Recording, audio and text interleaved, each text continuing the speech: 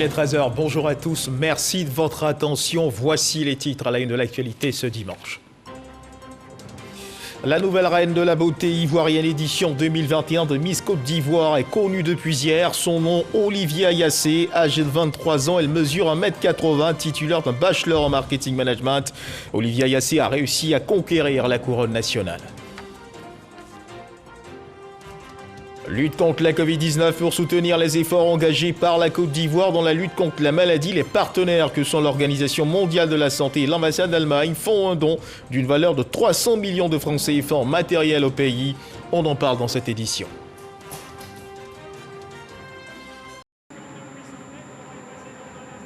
Et ben voilà, c'est pas le parfait. 52-13, on peut difficilement faire mieux. Oui, mais en même temps, il est lièvre depuis le début de la saison. C'est vrai qu'il Non, mais c'est vrai, hein, il est calqué. Hein. C'est super. Sovinski, là, bon boulot. Et il s'écarte, vous voyez. Là, il faut emmener au millimètre. Hein. Il faut emmener au millimètre, là, parce qu'il est... Pour l'instant, les habitants sont invités à rester chez eux et la situation reste actuelle. Et complètement contre. Pourquoi? Parce que pour moi, un bon putter doit être aussi un joueur capable de bien lire les greens. Alors aussi bien lui que son caddie. Et en fin de compte, on a tous ces joueurs qui sont peut-être un petit peu moins affûtés sur le... Pourquoi sa mise sur pied? Autant de questions auxquelles nous essaierons d'obtenir réponse auprès de notre invité de ce dimanche au magazine cette édition, M. Nassirou Mbow, directeur de la simplification de la transformation digitale du foncier urbain. Bonjour Monsieur le directeur et merci d'être avec nous sur ce plateau. Merci Monsieur Guivet. Alors Monsieur le directeur, le moins que l'on puisse dire d'entre deux jeux, c'est que la question du foncier ne manque pas d'intérêt, n'est-ce pas? Effectivement, c'est au centre des préoccupations de l'administration. Alors justement, on en reparle dans une trentaine de minutes. Avant cet entretien, découvrons ensemble ce profil qui a séduit le jury et le public rassemblés hier samedi dans la mythique salle du Palais des Congrès de l'Hôtel Ivoire à l'occasion de la finale de Miss Côte d'Ivoire, édition 2021. Nous le disions à l'instant dans les titres, la nouvelle reine de la beauté ivoirienne s'appelle Olivia Ayassé. Elle est originaire de Jacquesville, dans le sud de la Côte d'Ivoire. Comme vous pouvez le voir sur ces images, elle a réussi à conquérir la couronne nationale. Nous y reviendrons dans nos prochaines éditions. Cela dit, dans le cours de l'actualité, parlons à présent de formation professionnelle. Un lycée professionnel sectoriel sera construit dans le département de Botro, dans la région de Baquès. Sa mise en œuvre va coûter plus de 10 milliards de francs CFA, financé dans le cadre du C2D. Le ministre de l'Enseignement technique, de la formation professionnelle et de l'apprentissage, le docteur Nguisson Kofi, s'est rendu sur le site qui va accueillir le projet. Les choses, semble-t-il, avancent très bien. Kader Sogodogo. Docteur Kofi Nguessan a retiré sa veste. Botte aux pieds, lui et sa délégation peuvent ainsi entamer la visite du site réservé pour la construction du lycée professionnel sectoriel de Botro. En 2013, lors de son passage à Botro, le président de la République, Alassane Ouattara, avait pris l'engagement de doter ce département d'un instrument pour une meilleure pratique de l'agriculture avec des revenus améliorés. Grâce à un financement de plus de 10 milliards de francs CFA, acquis dans le cadre du C2D, cette promesse est aujourd'hui une réalité. Un site de 25 hectares, dont la purge coutumière a été effectuée, va abriter un lycée pour des formations diplômantes et qualifiantes. Je suis venu personnellement avec l'équipe voir l'implantation du prochain lycée agricole de Botro, qui sera financé sur le C2D, le contrat de désendettement développement, projet pour lequel la France accorde son appui à la Côte d'Ivoire. Ce lycée permettra de former des jeunes qui vont au CAP, au BT et probablement de niveau supérieur. Mais la particularité, c'est que nous avons l'accompagnement de l'Institut Agro de Montpellier, qui est notre opérateur scientifique qui va accompagner la réalisation de ce lycée. Les travaux sont en train de démarrer, puisque vous avez vu l'équipe qui est en train de faire les relevés topographiques. Le financement est assuré. Botro tient ainsi un instrument majeur pour son développement. Aujourd'hui, on dit que l'avenir appartient à la jeunesse. Mais en quoi cette jeunesse peut apporter son savoir? C'est ça en implantant des écoles de proximité. Je vais exhorter mes compatriotes à la cohésion, le vivre ensemble, comme le prône le président de la République. La population de Botro veut aller vite en attendant la construction du lycée. Le maire met à la disposition du gouvernement des salles de classe pour permettre le démarrage des formations dès cette rentrée. Le ministre Kofi Nguessan avant de quitter Bouaké et le Béquet, a visité le centre de formation professionnelle d'Afotobo Béoumi qui sera construit sur un nouveau site, le centre céramique et le centre de formation professionnelle de Katiola. Il faut le rappeler, sa mission dans la région de Béquet est effectuée dans le cadre de la rentrée scolaire 2021-2022. Un reportage signé Kader Sogodogo. Et puisqu'on parle de formation, vous le savez certainement, la rentrée scolaire c'est pour bientôt. Et en prélude à cette rentrée des classes, une organisation non gouvernementale vient en aide à des enfants du quartier Gobelais situé dans la commune de Cocody. 92 parmi eux ont reçu des kits scolaires. Le 2 septembre dernier, 512 ont bénéficié de cours de vacances gratuits. Une initiative de l'ONG Aidons les femmes. Le récit de Serge Pacom Didi, Abdoulaye Collé. Les enfants du quartier Gobelais dans la commune de Cocody témoignent leur reconnaissance à l'ONG Aidons les femmes. Après des cours de vacances intenses gratuits dispensés à ces élèves, les plus méritants d'entre eux, au nombre de 92, viennent de recevoir des kits scolaires. Ce projet a permis, d'abord un temps soit peu, à nos enfants de rester à la maison et d'étudier. Nous voyons toujours nos enfants vraiment dans leur développement. Ce sont au total 512 enfants qui ont bénéficié de ces cours préparatoires à la rentrée scolaire 2021-2022, une initiative qui bénéficie du soutien du ministre Miezan Félix Anoblé et du préfet d'Abidjan. À travers cette activité, nous voulons dire aux enfants qu'il faut toujours apprendre. Ce sont certes les vacances, mais pendant que nous nous amusons, nous devons aussi apprendre pour mieux aborder l'année scolaire à venir. Et c'est une occasion pour nous de donner des kits aux meilleurs et de dire à ces meilleurs-là, continuez, nous sommes là pour vous encadrer. C'est des actions ici qui viennent soulager les parents dans ce contexte de rentrée scolaire et qui vont permettre aussi d'aider à l'éducation des enfants, de s'inscrire dans le cadre de la scolarisation des enfants. Et l'action que Madame la Présidente vient de poser va dans ce sens et demander à nos enfants aussi de prendre soin de tous les kits et de toujours bien travailler, d'avoir de bons résultats. Voici maintenant une décennie que l'ONG Aidons les femmes mène des actions à portée sociale. Construction d'écoles, dépistage de cancer du sein et du col de l'utérus sont autant d'activités qu'elle mène. Et dans les colonnes de l'actualité, la Covid-19 reste tristement présente. À suivre l'évolution de la maladie en Côte d'Ivoire.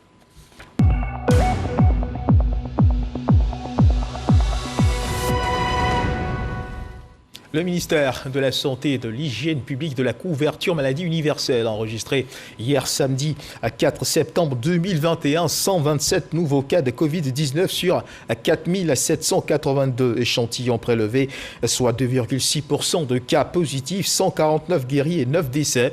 À la date donc du 4 septembre 2021, la Côte d'Ivoire, notre pays, compte donc 56 735 cas confirmés, dont 54 441 personnes guéries, 464 décès et 1830 cas actifs. Le nombre total d'échantillons est de 918 113. Le 3 septembre, 17 546 doses de vaccins ont été administrées, soit un total de 1 421 566 doses. Du 1er mars au 4 septembre 2021, le ministre de la Santé et de l'Hygiène publique de la couverture maladie universelle invite d'ailleurs toutes les personnes âgées de plus de 18 ans à se faire vacciner dans les centres de vaccination. La vaccination contre la Covid-19, qui, rappelons-le, est gratuite et volontaire. Pour soutenir justement les efforts engagés par la Côte d'Ivoire dans la lutte contre la Covid-19, les partenaires que sont l'Organisation mondiale de la santé et l'ambassade d'Allemagne font un don d'une valeur de 300 millions de francs CFA en matériel au pays. La cérémonie de don a eu lieu dans les locaux de la nouvelle pharmacie de santé publique de Côte d'Ivoire. Le reportage de Salimatou Dia. Environ 923 000 masques chirurgicaux, 7 unités de ventilateurs de soins, 125 téléphones Android et 2500 chaises destinées au comité de veille communautaire des 6 régions sanitaires prioritaires. Voilà le don de l'Organisation mondiale de la santé, de l'ambassade de l'Allemagne en Côte d'Ivoire au gouvernement dans le cadre de la riposte contre la Covid-19.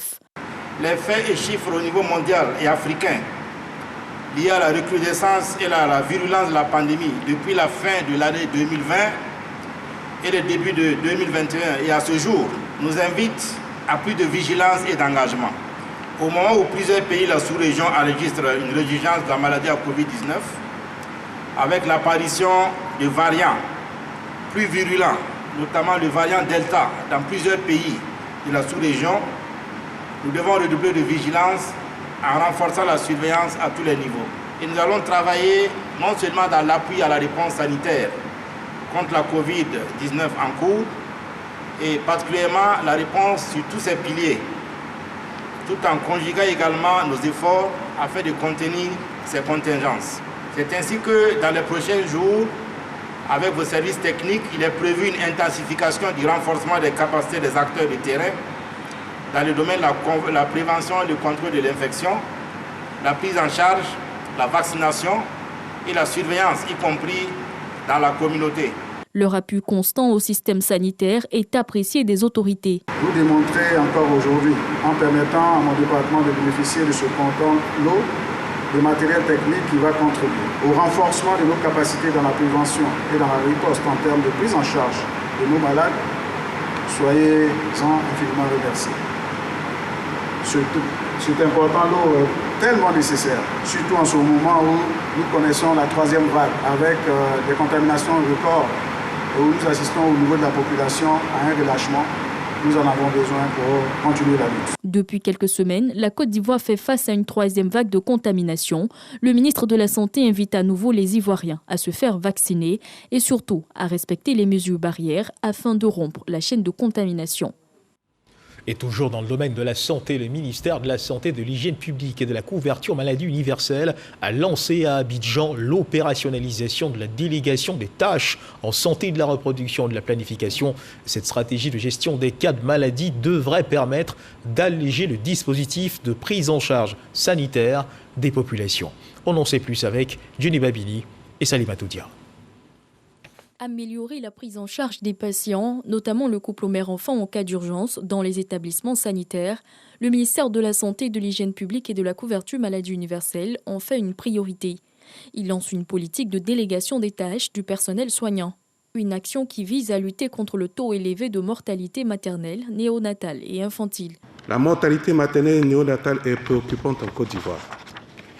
En effet, nous savons tous que le taux de mortalité maternelle est élevé. Il est estimé à 614 décès pour 100 000 naissances vivantes. De même, la mortalité néonatale est de 33 pour 1000 naissances vivantes.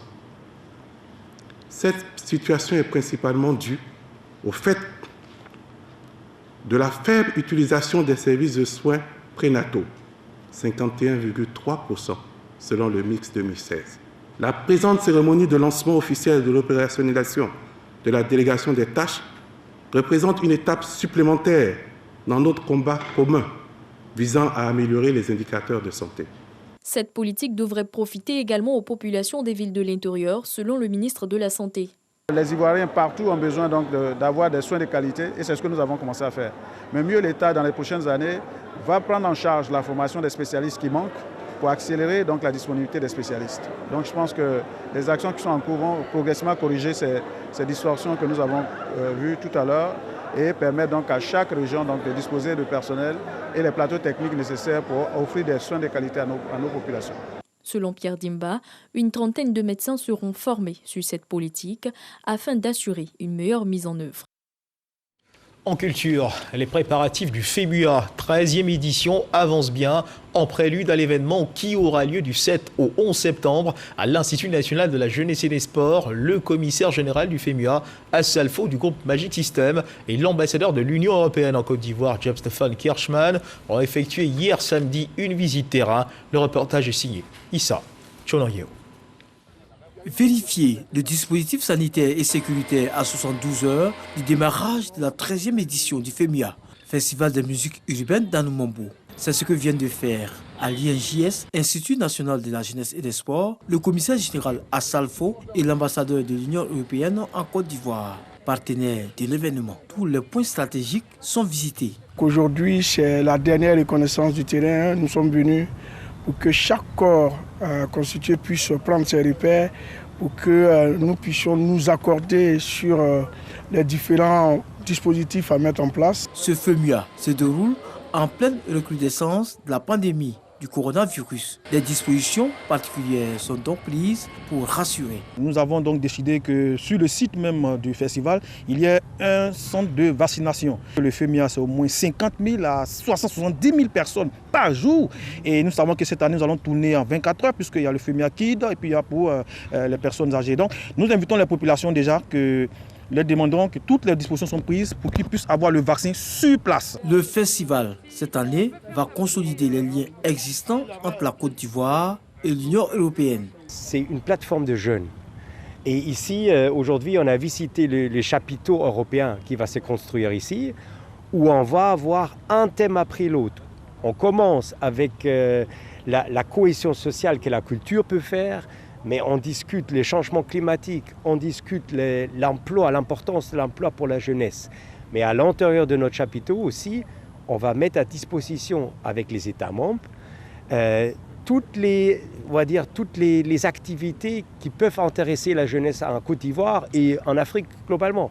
Le pays invité d'honneur pour ce FEMIA 13 est le Sénégal. Le commissaire général du festival, Assalfo, était à Dakar à l'invitation des acteurs culturels de ce pays. Au cours d'une conférence de presse, il a assuré les artistes sénégalais des dispositions prises pour la réussite du festival. Le lead vocal du groupe Magic System a été également reçu en audience par le président de la République, Macky Sall. Il était important que nous venions de manière officielle à lui donner tous les détails sur la tenue du festival.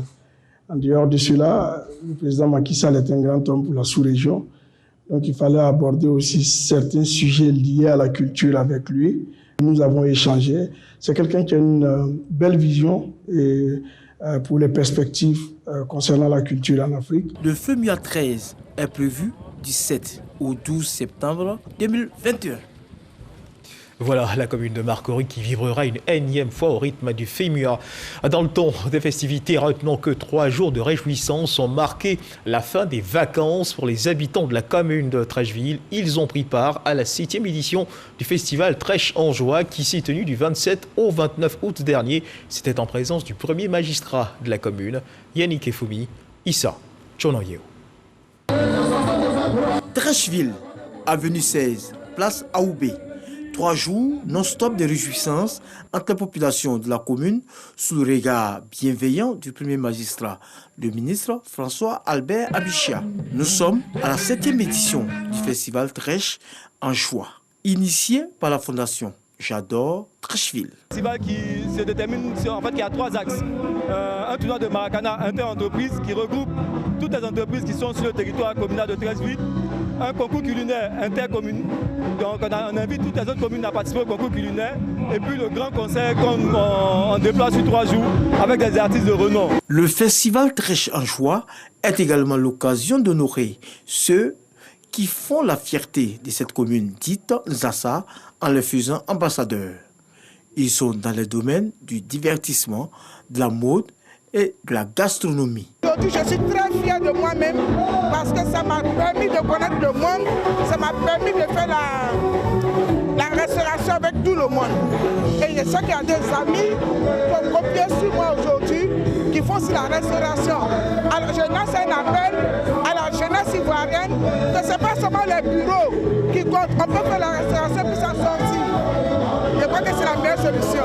En musique et dans la joie, Trècheville, la cité cosmopolite, célèbre sa diversité culturelle, facteur de cohésion sociale. Voilà, et prenons à présent ensemble la direction de Brafedon, village situé dans le département de Grand Laou qui a connu une ambiance particulière. En effet, après 16 années sans autorité traditionnelle, la communauté a désormais un nouveau chef, son nom Begré Grajean, conseiller pédagogique à la retraite. Un moment festif vécu avec allégresse par le village qui a de bout en bout donné un caractère particulier à la cérémonie d'installation. C'est ce que nous rapporte Franck Quadio. Au son de la fanfare, une colonne festive traverse le village de Brafedon. Cette journée est à marquer d'une pierre blanche. Dans quelques heures, le village installe son chef après 16 années d'attente. Vraiment, nous sommes très contents. Et Dieu merci. Voilà que le cortège vient de passer. Moi, je suis un peu en retard. Puis je vous trouve sinon ça va. La progression est joyeuse. Tous doivent rallier la plage pour accueillir le chef. qui arrivent à eux par la voie lagunaire. Nous embarquons donc pour suivre la traversée. Bien visible de l'autre côté de la baie sableuse, la mer. Cette arrivée du chef par bateau est loin d'être du simple folklore. Autrefois, le village était habité dans l'autre côté. Et compte tenu de l'érosion côtière, on a dit délocaliser le village sur ce site-là. Donc c'est tout simplement qu'il faut mettre en zen. C'est ce qui se passe là. À l'avant du bateau, une escouade de guerriers pêcheurs escortant de part et d'autre l'embarcation du chef. Des chants et vivats et la symbolique du lancer du filet.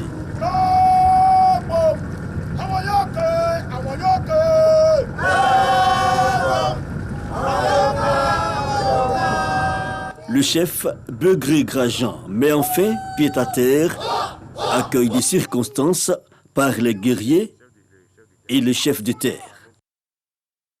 Premier cérémonial sur place, puis c'est le départ vers le village.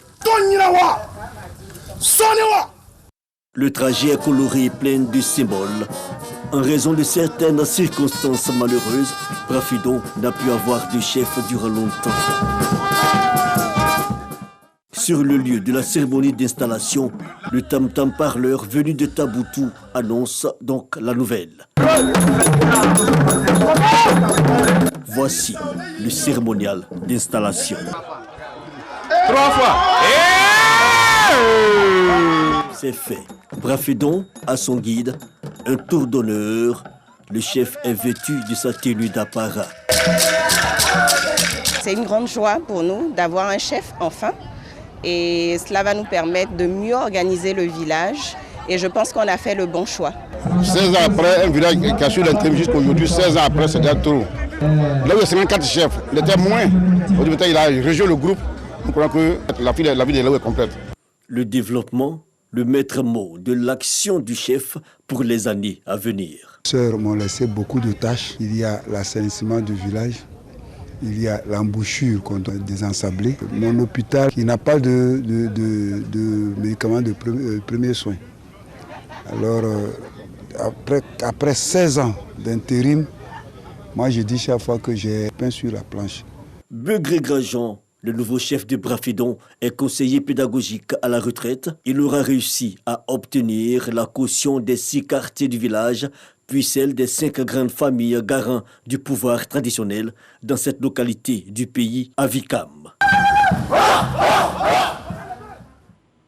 Voilà le film de cette intronisation présenté par notre reporter Franck Quadio. Direction à Kigali au Rwanda, la finale du championnat d'Afrique des nations masculins de basketball. L'Afro-Basket 2021 opposera la Côte d'Ivoire à la Tunisie ce dimanche 5 septembre à Kigali. Les éléphants basketteurs ont arraché leur ticket pour la finale en dominant hier le Sénégal dans l'après-midi. Le récit de Konaté Ngamblé et Samuel Meitch.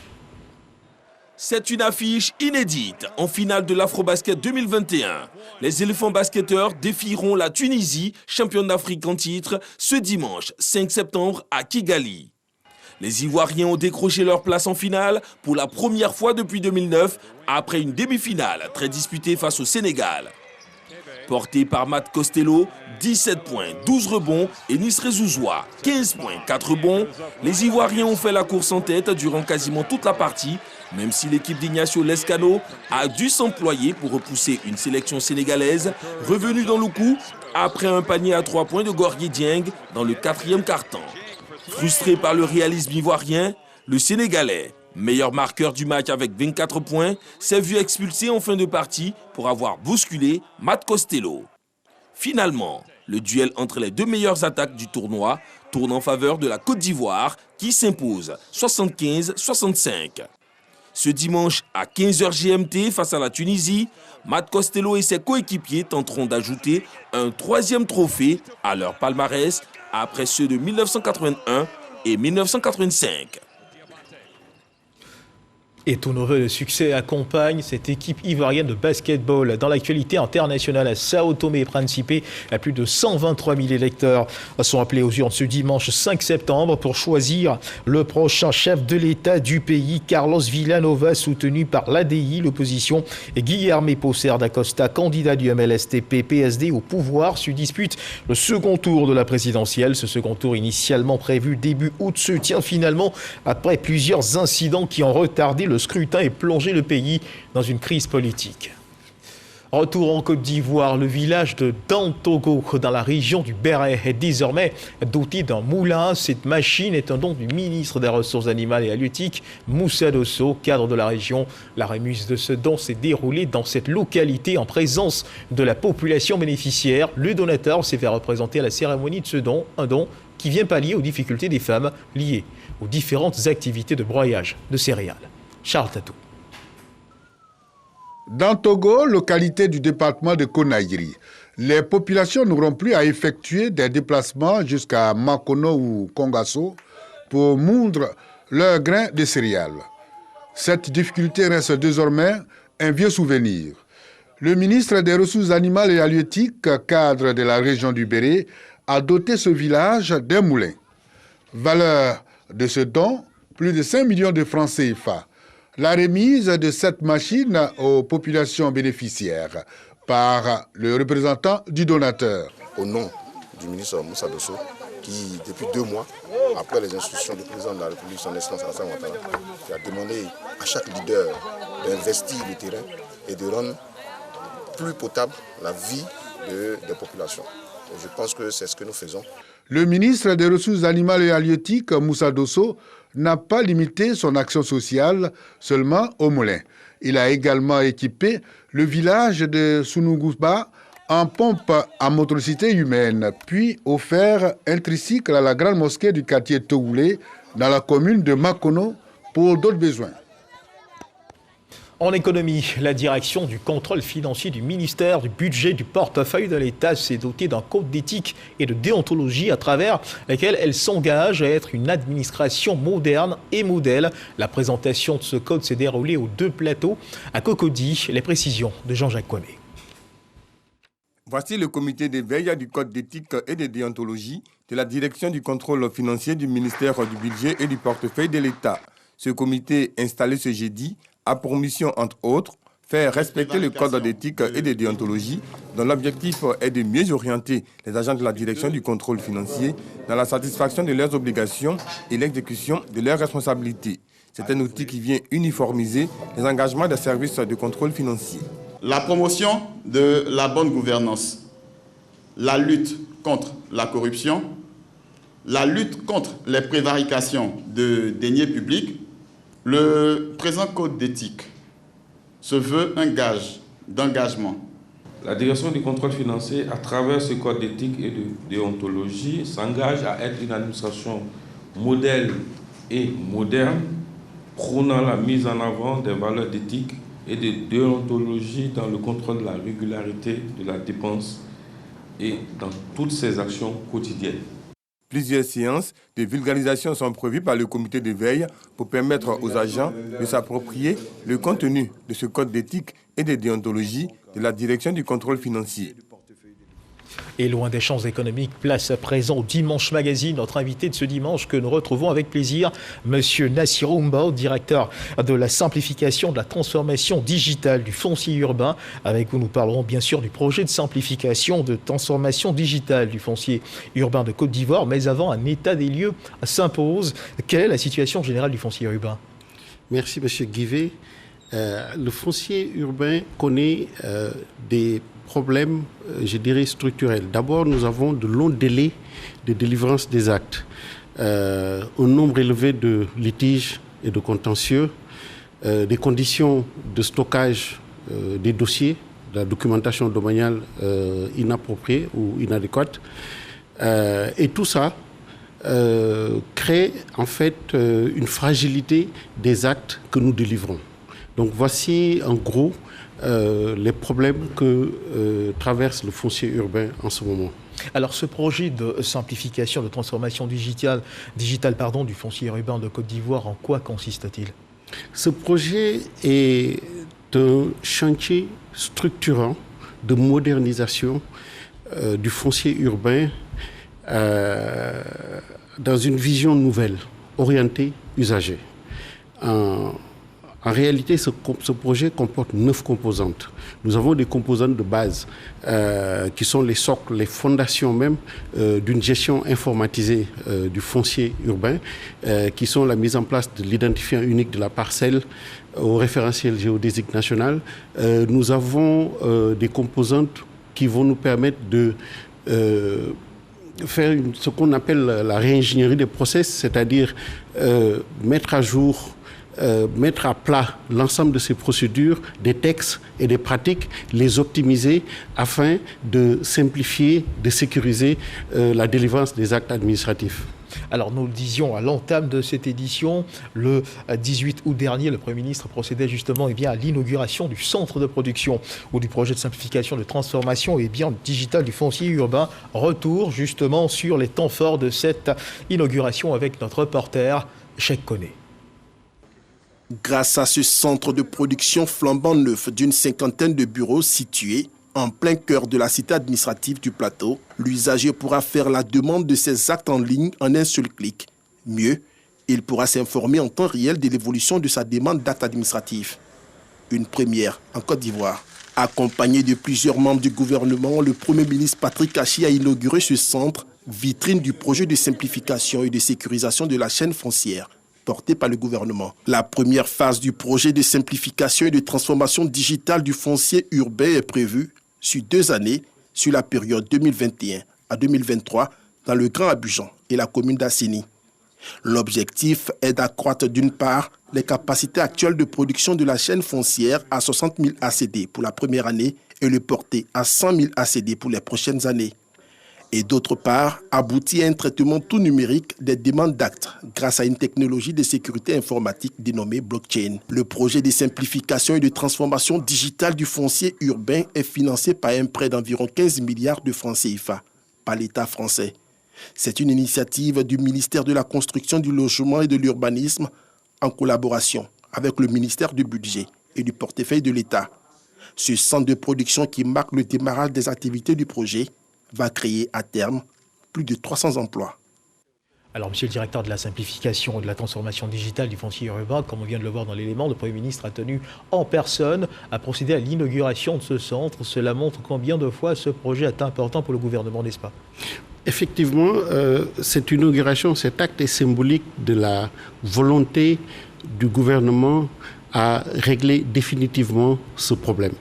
Et le gouvernement, le Premier ministre, le ministre de la Construction nous ont en tout cas mis à notre disposition un centre de production du système intégré de gestion du foncier urbain qui a en son sein des salles de formation, des salles de serveurs, des salles de réunion qui pourront héberger l'ensemble des acteurs qui auront à travailler dans la chaîne du foncier. Comme l'élément l'a montré, c'est vraiment un outil réalisé dans les règles de l'art qui vont nous permettre, dans un délai assez court, de livrer les résultats attendus sur ce projet. Et quels sont les buts à court et à long terme de ce projet ? C'est important de noter que ce projet va nous permettre, dans un premier temps, de moderniser, simplifier, tout en sécurisant la chaîne foncière. Ce projet va nous permettre d'aboutir à un traitement tout numérique, donc d'éviter ou de réduire l'intervention humaine dans le processus. Réaliser une plateforme de gestion intégrée pour l'ensemble des administrations qui travaillent sur la gestion de la terre. Donc ça, c'est un objectif et un but important, mais plus satisfaire aux attentes des usagers particuliers et professionnels. Ce système nous permettra, par exemple, aux Ivoiriens de la diaspora de pouvoir interagir directement avec l'administration foncière à travers des applications et des sites, des plateformes que nous mettrons à leur disposition. Voilà en gros ce que ce système nous permettra de faire à la fin de la journée. Et avant la mise sur pied de ce projet, le traitement de tous ces éléments se faisait de façon manuelle. Voilà, tout est fait de façon manuelle. Nous détenons de la documentation domaniale qui date de 1903. De 1903. De 1903. Et cette documentation qui est utilisée aujourd'hui pour traiter les demandes d'actes sont stockées dans des conditions assez, je dirais, précaires et qui ne permettent pas de garantir la sécurité du traitement et qui peuvent aussi être, disons, fragilisés par l'intervention humaine, et puis des falsifications, en tout cas, peut poser des problèmes de gouvernance. Et donc, l'idée, c'est de dématérialiser toute cette documentation, sécuriser cette documentation domaniale et cartographique et parvenir à bâtir une base de données géographique de gestion du foncier sécurisée. Alors la mise en œuvre de ce projet demandera certainement une certaine forme d'expertise. Oui. Effectivement, beaucoup d'expertise. Sur ce projet, nous avons d'abord des techniciens qui travaillent sur tout ce qui est système ou modèle mathématique de mesure de la Terre, donc tout ce qui est géodésie. Nous avons des informaticiens, mais aussi nous avons des experts en organisation et en process qui vont nous accompagner pour nous permettre de revoir l'ensemble des procédures et de l'organisation de la chaîne foncière. Nous travaillons aussi avec des communicants, parce que c'est important, comme c'est un projet orienté usager, c'est important de bâtir une stratégie de communication, je dirais une communication pédagogique. Il faut que les Ivoiriens sachent comment on achète un terrain. Tout le monde sait aujourd'hui comment on achète une voiture, mais c'est plus compliqué quand il s'agit d'acheter un terrain. Alors, parce que, comment on achète un terrain? Informez-nous. Bon, le ministère a fait des efforts ces derniers temps en termes de mise à disposition de l'information. D'abord, un des problèmes que nous avons, c'est, là on l'avoue, c'est la complexité de nos procédures. C'est la complexité même du domaine. Donc nous avons mis en place un site aujourd'hui qui vous permet de vérifier directement si le lotissement où on vous vend, où on propose une parcelle est approuvé. Parce que c'est important d'acquérir une parcelle sur un lotissement approuvé. Voilà. Donc, mais plus tard, dans le cadre de ce projet, dès le mois d'octobre, janvier, nous allons mettre en ligne des applications qui vont permettre aux usagers d'avoir accès direct à cette information. Dorénavant, l'information va venir vers l'usager. L'usager n'aura plus à courir derrière l'administration pour traiter sa demande. Pour avoir la bonne information. Exactement. Alors, on imagine bien sûr que les enjeux de ce projet sont importants et sont énormes également. Oui, nous avons les enjeux, on peut les organiser en 8, disons, phases. D'abord, nous avons la simplification des procédures. Okay. Toute la partie dématérialisation dont j'ai parlé de la documentation domaniale. Nous devons réduire les litiges, c'est important. Nous devons réduire les délais de délivrance des actes. Nous devrons aussi, dans le cadre de ce projet, intégrer l'ensemble des administrations pour partager, l'ensemble des administrations qui gèrent la terre pour partager des données. Mais plus important, en jeu, c'est la mobilisation des ressources interne. Ça permettra au gouvernement, vraiment à travers l'impôt foncier, à mobiliser des ressources internes qui vont alimenter le budget de l'État. Et si l'on s'en tient aux informations que vous venez de nous donner, il n'y a que vos services qui sont habilités à donner cette bonne information, n'est-ce pas? Et je le disais tout à l'heure, cette information viendra à l'usager. C'est que nos services, certes, on donnera cette information, mais on va essayer dans notre démarche, ce projet, de réduire l'implication de l'humain. Et de telle sorte que des acteurs, que ce soit les acteurs intermédiaires entre nous et les particuliers, les banques, les notaires et les géomètres auront un accès direct à nos systèmes, à nos données et pourront ainsi non seulement améliorer leur performance, mais aussi réduire les risques liés à leurs activités. Et donc, par ricochet, réduire les risques pour l'usager.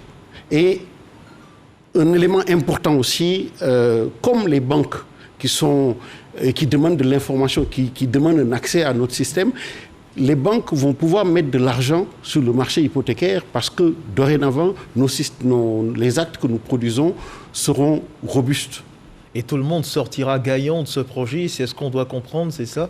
Effectivement, c'est un projet où tout le monde gagnera. L'administration d'abord, parce que ça nous permettra de rétablir la confiance vis-à-vis des usagers. Les usagers eux-mêmes en termes de sécurité et de commodité, en termes de transactions et d'échanges avec l'administration. Les particuliers, donc les usagers particuliers, mais aussi les professionnels. Parce que, comme j'ai dit tout à l'heure, ils auront accès direct maintenant à nos systèmes, mais surtout les investisseurs. Parce que les investisseurs vont pouvoir avoir accès non seulement à des données sûres, mais aussi ce projet nous permettra d'améliorer l'environnement des affaires. Tout ce qui est indicateur doing business sur lesquels la Banque mondiale nous suit de près. Et dites-nous, ce projet, il est en ce moment dans sa phase active ou on devra encore attendre avant de pouvoir véritablement bénéficier? Ce projet a démarré. Du point de vue de sa mise sur pied, bien sûr. Voilà, ce projet a démarré officiellement depuis le 19 juillet dernier, mais en réalité depuis le mois de mars. Les experts avec qui nous étions dans une phase de préparation. Donc aujourd'hui, nous sommes en mesure de dire qu'au mois d'octobre, déjà, nous aurons les premiers livrables. Et au mois de janvier, ensuite, et pour l'année 2022, chaque trimestre, nous aurons des livrables qui nous permettront d'avancer et de réussir ce projet.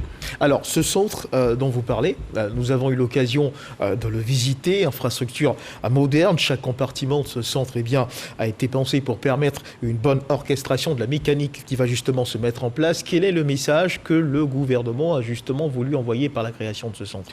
Le gouvernement a voulu envoyer deux messages. D'abord, une volonté politique ferme, résolue, d'en finir avec les problèmes structurels du foncier. Donc, déjà, en donnant les moyens. Cela est-il possible? Oui, mais c'est compliqué. Je pense que la partie, disons, technologique, la partie informatique, technologique, la partie la plus facile, en fait. Ça ne représente que 30% en fait, du problème. Ce qui sera difficile dans ce projet, c'est la prise en compte de la dimension humaine. C'est vraiment l'implication de l'humain.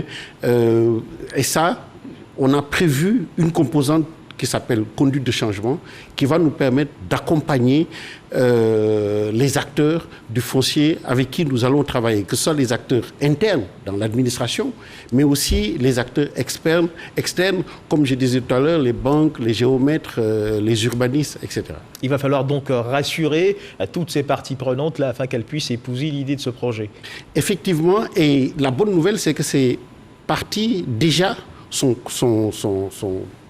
disons, je dirais, motivés de participer. Quand on a réalisé l'étude, nous avions changé de paradigme. Nous avions réalisé une étude basée sur les usages, comme je disais tout à l'heure. Et nous les avons associés. En les associant, ils ont senti, déjà, il y a des réformes, comme le référentiel géodésique national, c'est une réforme qui vient des géomètres. Mais nous avons bien compris leurs besoins d'information, leurs besoins d'accès digitalisé à nos données. Et là, nous travaillons en bonne intelligence pour réussir ensemble ce chantier. Ce projet, on peut le considérer comme une urgence pour justement mettre de l'ordre dans la délivrance des actes administratifs. C'est une urgence qui s'impose en ce moment? C'est une urgence et ça apparaît dans le programme de travail gouvernemental, d'abord parmi les projets prioritaires. Et c'est une urgence parce que les banques nous disent nous avons beaucoup d'argent à mettre sur le foncier. Mais aujourd'hui, si vous regardez, on a moins de 10% des transactions qui sont réalisées qui sont par des prêts hypothécaires. Ensuite, c'est une urgence parce que, justement, les problèmes de sécurité que nous avons, que ça engendre, sont un frein à notre développement. Alors si on vous demandait là maintenant, nous sommes pratiquement au terme de notre entretien, si on vous demandait là maintenant de réduire ou de résumer la plus-value de ce projet en quelques mots, que nous diriez-vous là en ce moment? Oui, c'est un projet qui va avoir un impact important sur l'accessibilité au logement.